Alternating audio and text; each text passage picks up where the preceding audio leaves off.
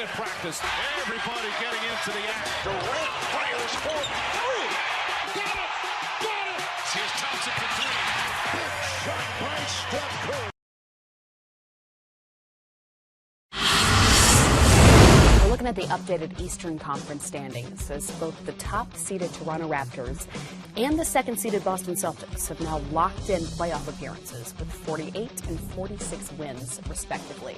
So as we talk about these top-seeded Raptors, we are past that conversation as to whether or not this team is the real deal, whether or not they're legitimate. Are they, at this point, the Eastern Conference favorites? That East Conference favorites. I've kind of struggled with Toronto because of the past couple years, but the more I see them, they're playing a whole lot better, open up the offense, have a lot of guys that are making plays for them, and I love the way DeMar DeRozan is playing. You know, now he's not only scoring the ball, but he's also facilitating for other guys.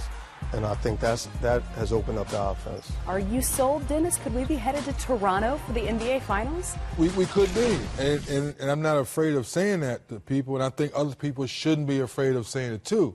It's just that you say to yourself, the way this team has played, the way Coach Casey has tweaked the offense and taken more threes, we've never seen the franchise do that.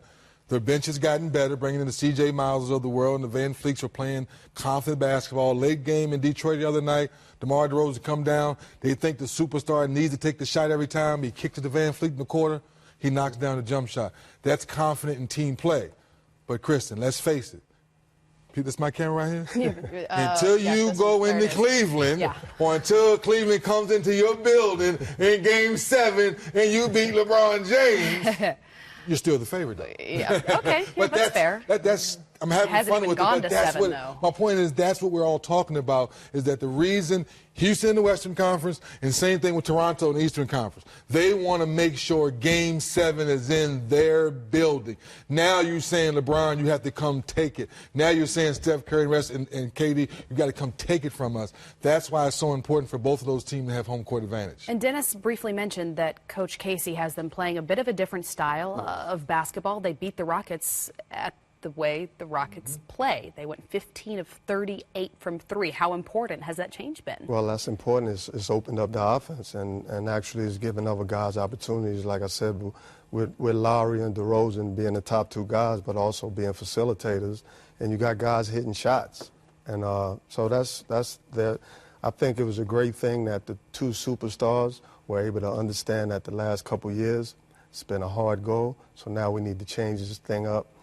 We need to play differently, and it's worked well for them. Do you guys think the home court advantage in the Eastern Conference playoffs is as important as in the Western Conference playoffs?